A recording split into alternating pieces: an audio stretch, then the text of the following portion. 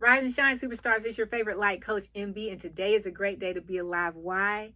Because you are still here. So stop what you're doing, drop a comment below, and scream at the top of your lungs. Come through if you are thankful that God woke you up this morning, because gratitude is the absolute best way to start your day. And if for some reason you're not sure if you are thankful that you're still alive, then I challenge you to just sit down, take a minute with yourself today and self-reflect. And see if you can't find at least one reason why you should be grateful. Because I know there's at least one reason why you should be thankful that you're still here. I know whatever you're going through may feel like it's not going to end, it's the end of the world, but I promise you that it's not. It's only seasonal, and seasons don't last forever. So don't make a permanent decision based off of a temporary situation. All right, y'all. Ooh-wee, I'm so excited about this week. I'm so excited. Today we are getting real, raw, and right. Okay, we got to get real with ourselves. We got to get raw and embrace the pain of healing. And we have to get right by doing the things that are required in order to live the life of abundance, the life of success, the life of our dreams. Not just living, guys. We want to live the life of our dreams, or the life that you say you want. And that life, it begins in your mind. So when your mindset is whack, guess what? Your life is most likely going to be whack. And I know some of y'all are like, no, my life ain't that whack. Like, I got a good job. I'm doing good in school. You know, my car is clean. My bills are paid. I got food in the fridge. It ain't that whack. And I'm like, okay, it's not that whack. Okay, but is it the life of your dreams? Like, is it your best life? If you wake up 30, 40, 60, 70 years from now and you're on your deathbed, are you going to be able to look back and say, I lived my best life? That was my best life. I lived the life of my dreams. Or are you going to wake up and you got your grandkids by your side and they're like, Papa, Mima, what are you thinking about? And you look over at them and you be like, my life wasn't that whack. Okay? So I looked up the definition, the word whack, in the dictionary. And guess what one of the synonyms for whack is? Just take a wild guess. One of the synonyms for whack is poor. So ask yourself this. What poor thinking habits and patterns are you relying on daily to guide you through this life? Because unless you're living the life of your dreams now, let me say that again, unless you're living the life of your dreams, okay, because I had a coworker who would get on the phone. Every time he got on the phone, he asked the person, how you doing? They would ask him back. His response was always, and it never failed, I'm living the dreams. It's not my dream, but it's somebody's dream. So unless you're currently living the life of your dreams, or you're actively in pursuit of that life because you're taking the right initial actions and you're focusing your mindset on the right things, and you've got the great support system and the right coach to guide you through the journey to get you to that life, then you're most likely grounded in a poor mindset. This week we're focusing on the acronym of P.O.O.R. P.O.O.R. A poor mindset. And today, P.O.O.R. stands for pain, opposition, oppression, and regret. Woo! Y'all, look, I said last week we was coming in hot. We coming in hot this week, okay? Like, it's getting real up in here, for real, for real. That's heavy. Now, the best way to get acclimated to a body of cold water is to just dive right in, right? So here we go. Pain. There are two types of pain. You have the physical pain, where the nerve endings are exposed. So if something touches you, ouch, it hurts. Don't do that again. Then there's the emotional and the mental pain. And the emotional and mental pain that you're experiencing is a result of a trauma that happened in the past that you're still meditating on and thinking about. And now in the present is causing you mental and emotional distress and suffering. And the Bible says, don't focus on the things of the past. Isaiah 43:18-19. It says, forget the past. Don't consider the things of old. In other words, don't meditate on these things. Don't think about what happened to you in the past. Behold, I'm doing a new thing for you. now it shall spring forth. Do you not see it? So we're so caught up in the pain of the past that whatever God is trying to stir up for us right now to be able to do that abundant life that he's trying to get us to, we can't focus on the process of what's going on now because we keep looking back in the past. And then it goes on to say, and I will even put roads in the wilderness and rivers in the desert. Not springs, not little fountains, not little sprigs, but rivers. Now, if any of you have ever been in the desert in real life or vicariously through the movies you watch, you know that there's always more desert than there are rivers. Like the desert looks so much more abundant than the river. And our problem is we keep focusing on and holding on to the pains and the trauma of the past that we're missing out on the potential rivers that are in our life today. So go on this mental journey with me. You can keep your eyes open, you can close your eyes, I don't care. Imagine this. You wake up and you're in a desert. Like by yourself. You went to bed at night in your bed and you woke up in the desert. Now what you doing in your nighttime weekend hours that's got somebody kidnapping you and dropping you in the desert, I don't know. No judgment here, judgment free zone. But you're in the desert right now. And your initial thought, the initial emotion that sets in is panic. Like because you're here by yourself. You look to your left, there's sand and sun. You look to your right, there's sand and sun. You look behind you, there's sand and sun. And you look ahead and there's sand and sun. You're not prepared to be in a desert by yourself. So you're freaking out. Well, how did I get here? What happened? Where am I? You don't even know where you are. How do I get out? And you're in panic mode. Like, because I don't care how prepared you are, unless you're in the military, you train for this kind of stuff, you don't wake up and be like, you know what? Today is the day I'm going to prepare. Just in case somebody kidnap me and throw me in the desert, I'm going to be ready. No, you're absolutely not ready by any means whatsoever. So you can stay there. You're faced with two options now. You can stay right where you are in the midst of this panic and bring certain death to yourself. Or you can get your emotions in check and say, okay, I don't know what happened in the past. I don't know what happened last night. I don't know why I'm here. But I can't focus on this. Right now I need to focus on getting myself together, reserving my energy, and figuring out a way to get out of here. So you look, all you see is sand and sun. But you know that whatever is in front of you is forward. It doesn't matter which way you're turning, whatever is in front of you is forward. Don't forget that in life. You may go one direction and you needed to go the other, but you're still facing forward. And as long as you're not turning around or turning to the left or turning to the right and focusing on those things, you're still facing forward. So you start moving. Sun's starting to go down. You're like, okay, all right, it's getting dark. I need to find somewhere to be. You don't know where to find. So you stop. You get somewhere safe, I guess. You don't know if it's safe or not. You just hope to God that it's safe. And you lay down for the night. Now, word on the street is at night it gets cold. So I don't even know what you're experiencing at this point. At night, the creatures come out, okay? Everything you didn't see during the daytime when you stopped panicking, the coyotes, the snakes, the tarantulas, the whatever, the buzzards, all that stuff, they come out at night.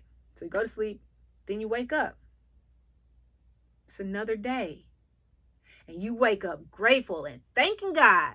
God, thank you that I'm still alive. You hadn't woken up and told God, thank you, I'm still alive in 7 years. But today, you saying it today because your unprepared self just survived a night in the desert. Thank you, God, that I'm still alive.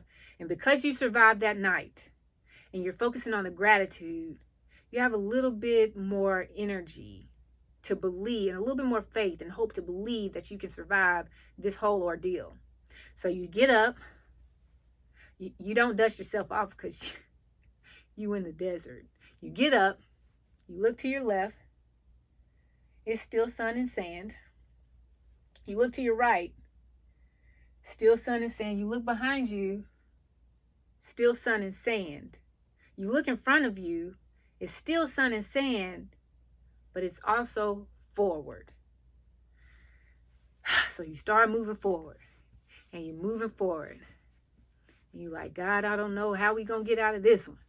I don't know how we got into this one, but please, Jesus, you in the desert by yourself, so you calling on everything you can call on. You keep moving forward though, okay? You didn't focus on anything behind you to the left or the right. You kept moving forward. You kept moving forward. It's hot. You're getting tired. You're not prepared, but you're still moving forward because you said that whatever happened yesterday and whatever things that you endured in the past are not going to define whether or not you die today. So you're focusing on your future and you keep moving forward. You survive another day. You lay down, you wake back up, and today you even more thankful than you were yesterday because you like, oh snap, I done survived 2 whole days in a desert, unprepared by myself. God, I thank you. I mean, you shouting to the sun, you shout so loud. And then this confidence about you, just like it just falls on you. You like, okay, now I don't know what happened in the past, but it's the past. And I've survived by myself 2 nights and days in the desert. And you get a little more hope because you knew that as you focused on the future, there was a chance for you to survive. So you get up, and what do? You don't even look to the left. You don't even look to the right. You definitely don't look behind you. You just move forward. You said, okay, this moving forward thing is working for me. Keep moving forward. It's hot. You're sweating. You're hungry. You're thirsty. You keep moving forward. You're tired. You're sluggish. Because you know walking, if you ever walked on the beach and you try to do half a mile or a mile, it's hard. The sand is hot. You're dragging. You're running out of breath, but you keep moving forward. Your feet hurt. Your back is aching. Your lips are cracked. You don't even want to lick them no more. I don't even think you got spit to lick your lips anymore, but you keep moving forward. Then something happens. You see something. It's a cactus. And immediately you realize it's a sign of life. Okay, so you get a little bit more energy about yourself, a little bit more pep in your step. You keep walking and you see something else. It's a tree. You don't have any leaves on it, but it's a tree. And you're like, okay, it's another sign of life. Then you see some birds. We ain't talking about buzzards, so you know they ain't circling the carcass. These are like birds. And you're like, okay, so you start standing up straight. You start getting a little more pep in your step, a little bit more energy, because now you're seeing signs of life. And you knew that as long as you keep moving forward, you've got to get to your destination. You've got to get to your abundance. You've got to get to your dream, which is to survive, which is to live, which is to have life. And then you see it.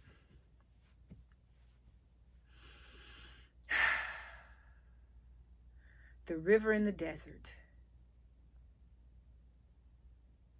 You see life.